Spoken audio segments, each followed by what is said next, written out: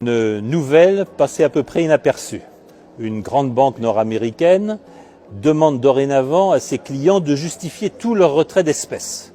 Que ce soit 100 $, 500 $, 1000 $ ou davantage, ils doivent dire pourquoi ils choisissent de recourir aux espèces. On retrouve ici une tendance forte également à l'œuvre en Europe.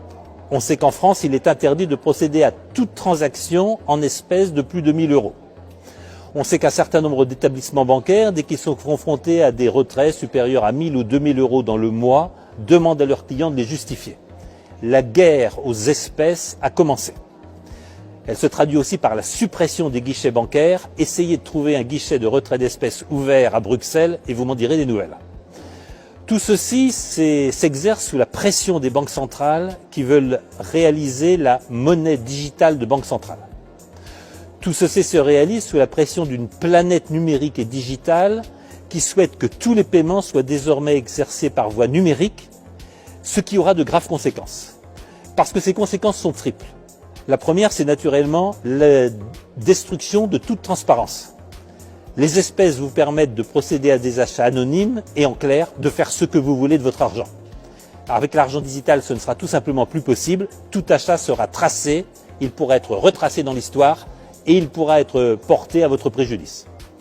La deuxième conséquence, c'est un contrôle absolu par les banques centrales, non seulement du volume de monnaie en circulation, mais aussi des épargnes et des comptes excédentaires de tous les contribuables et de tous les citoyens. Ce qui signifie que la Banque centrale pourra d'un trait de plume limiter les retraits, voire limiter les volumes d'épargne et les volumes de monnaie.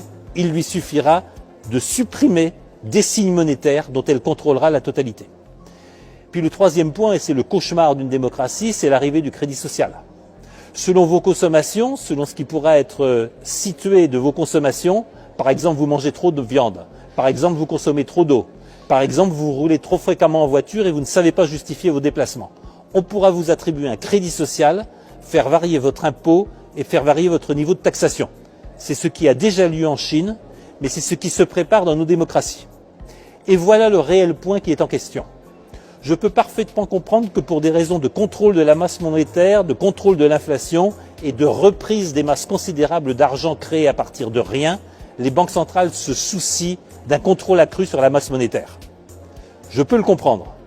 Mais nous devons voir que ce sont nos démocraties qui sont en danger en adoptant des systèmes et des éléments techniques qui sont aujourd'hui le propre des régimes totalitaires. La propriété privée est un élément fondamental de nos démocraties. Le caractère sacré de la propriété privée et des contrats privés est un élément de base de nos démocraties libérales.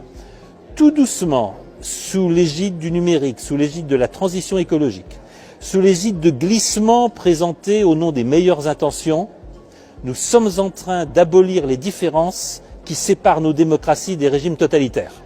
C'est une pente extrêmement dangereuse. C'est à nos politiques de réagir, c'est à nos politiques de reprendre leurs responsabilités, c'est à nos politiques de ne pas abdiquer devant les experts, les savants, les comités et les big tech. Si nous ne prenons pas le contrôle des techniques digitales, numériques et de l'intelligence artificielle, ce sont ces techniques qui gouverneront nos sociétés, qui décideront de notre épargne, de nos moyens de consommer et de vivre, et c'en sera fini de nos sociétés libérales.